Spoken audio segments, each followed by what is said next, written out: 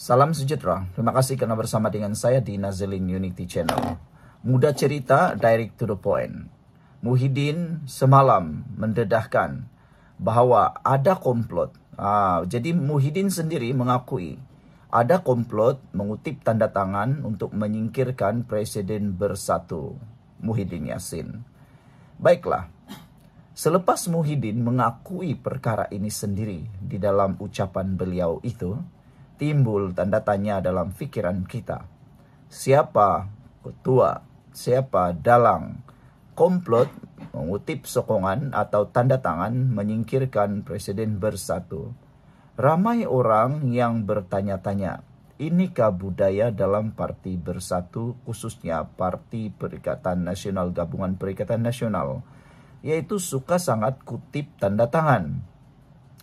Waktu langkah Sheraton dulu, ketika mereka menumbangkan kerajaan pada waktu itu, mereka pun kutip tanda tangan. Hanya dengan tanda tangan akuan SD bersumpah itu, kerajaan tumbang. Hanya dengan kutip tanda tangan. Selepas itu, ketika kerajaan perpaduan yang dititahkan oleh Ketua Duli Yang Maha Mulia di Pertuan Agong dinaikkan pada waktu itu, Perikatan Nasional juga berusaha habis-habisan mengutip tanda tangan. Tanda tangan daripada siapa? Tanda tangan daripada ahli-ahli parlimen yang kononnya menunjukkan mereka cukup undi. Hanya sekali lagi guna tanda tangan. Tapi waktu itu gagal. Karena usaha tanda tangan itu sudah tidak boleh pakai lagi. Dah luput, dah. Macam itulah lebih kurang kan. Apa yang berlaku kali ini, sekali lagi, bukan untuk menumbangkan kerajaan, bukan untuk menumbangkan Anwar Ibrahim. Kali ini tumbangkan Muhyiddin pula dengan cara yang sama, ikut-ikutan, yaitu mengutip tanda tangan. Ini yang disebut apa yang kamu tabur, itulah yang kamu tuai. Mengajar tanda tangan supaya tumbangkan orang. Sekarang, apa yang diajar dibuat sendiri oleh ahli untuk tumbangkan presiden sendiri. Tapi yang heran, adakah tanda tangan itu berkuasa dan boleh menumbangkan Muhyiddin? Dan soalan yang kedua, siapa di sebalik komplot kutip tanda tangan ini? Ada yang menyatakan mungkin beberapa orang ahli parlimen, ataupun ada yang menyatakan mungkin orang yang ada di sebelah Muhyiddin. Persoalannya, netizen mula menyebut nama seperti Hamzah Zainuddin, Azmin Ali, dan beberapa orang yang lain. Kita pun tidak ada maklumat yang tepat. Benarkah mereka yang sedang menjadi penggerak? Tetapi beberapa hari yang lepas, Hamzah Zainuddin, Azmin Ali sudah menyatakan bahawa mereka tidak tahu menahu. Saudara-saudara sekalian, Presiden Bersatu Muhyiddin Yassin mendedahkan wujud usaha pihak tertentu dalam parti itu yang mengutip tanda tangan bagi menjatuhkannya sebagai presiden. Sebelum kita teruskan ulasan ini, jangan lupa tinggalkan komen Anda dengan tanda pagar Kami Sayang Malaysia. Tapi izinkan saya dulu untuk berkongsi kepada Anda semua. Ini terapi imun Transfer Factor for Life. Terapi imun yang meningkatkan daya imun badan kita sehingga 400%. Secara umum dan ringkasnya, apabila imun badan kita lemah, apabila imun badan kita jadi bodoh, apabila imun badan kita tidak lagi seimbang, kita jadi sakit dan kita tidak sembuh daripada semua jenis penyakit. Tetapi apabila terapi imun ini mengajar, mendidik, menguatkan dan menyeimbangkan imun badan kita, kita jadi sembuh daripada semua jenis penyakit, lalu kita sehat. Cepat dapatkan produk yang hebat ini melalui nombor telefon saya yang tertera, WhatsApp saya. Saudara, produk ini lulus KKM, halal dan diperakui oleh dokter-dokter di seluruh dunia, diperakui oleh dokter-dokter di seluruh dunia, dan juga penemuan paling bersejarah dalam dunia kedokteran abad ini. Kalau Anda sudah bertahun-tahun berdoa untuk masalah kesehatan Anda, mungkin ini jawaban kepada masalah kesehatan Anda tersebut. Presiden Muhyiddin Yassin menegur tindakan berkenan yang disifatkan bercanggah dengan perlembagaan parti yang seharusnya dipatuhi oleh semua ahli. Katanya ada orang kutip tanda tangan untuk jatuhkan presiden. Ini tindakan yang bercanggah dengan perlembagaan parti. Kalau presiden dijatuhkan melalui kutipan tanda tangan, semua yang ada kepimpinan di atas pentas ini pun boleh dijatuhkan melalui cara yang sama, kata Muhyiddin.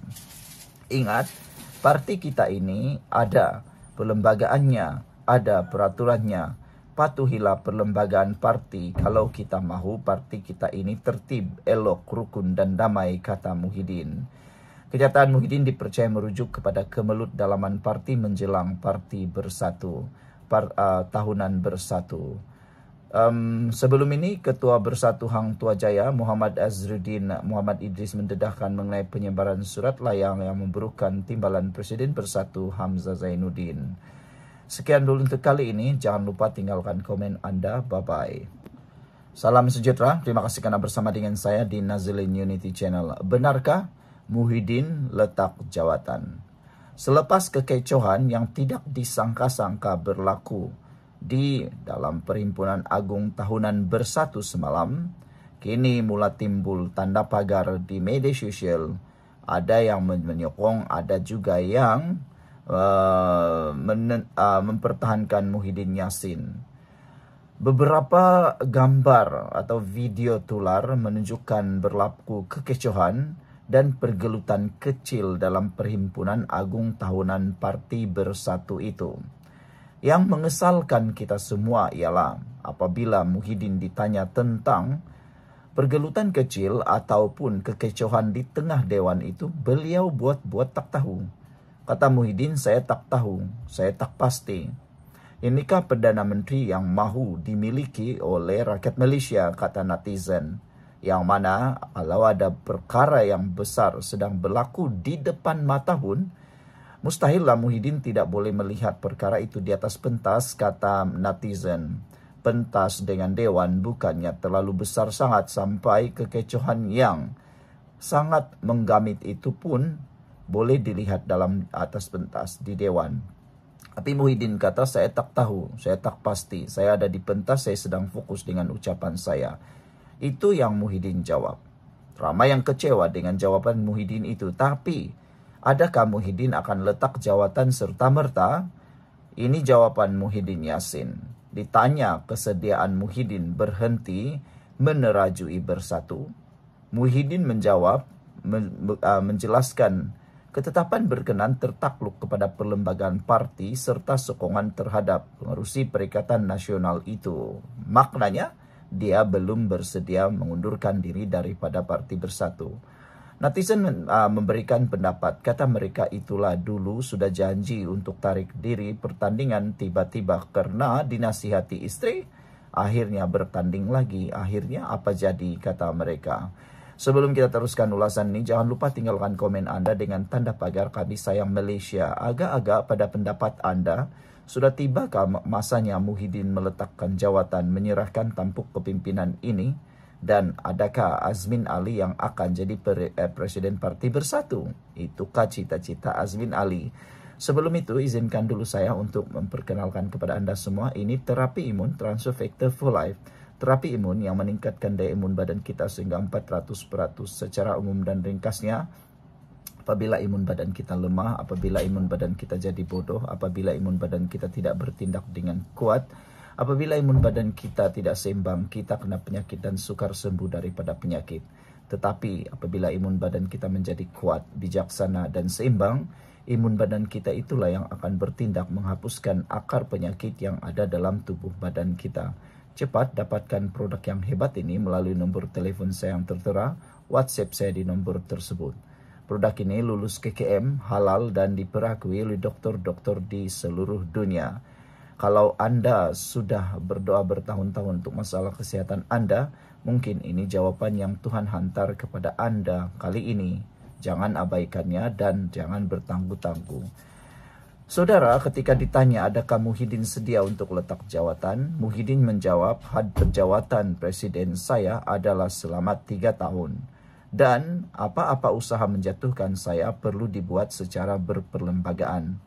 Namun persoalan sama ada akan terus menerajui Bersatu selepas tamat tempoh penggal presiden akan ditentukan pada tahap sokongan ahli, kata Muhyiddin lagi. Saudara-saudara sekalian, ini satu perkara yang mengejutkan ramai orang. Muhyiddin masih tidak masih tidak bersedia untuk meninggalkan tampuk kuasa sebagai Presiden Parti Bersatu. Persoalannya, pada isu dan juga hantaran video yang akan datang, ulasan yang akan datang, kita coba ulas siapa sebenarnya dalang kepada kekecohan di dalam Perhimpunan Agung Tahunan Parti Bersatu semalam. Adakah orang-orang tertentu yang sedang berjuang habis-habisan bagi menjatuhkan Muhyiddin?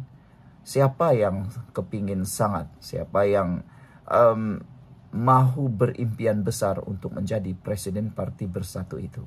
Tuliskan dalam ruangan komen, kita jumpa lagi, bye-bye.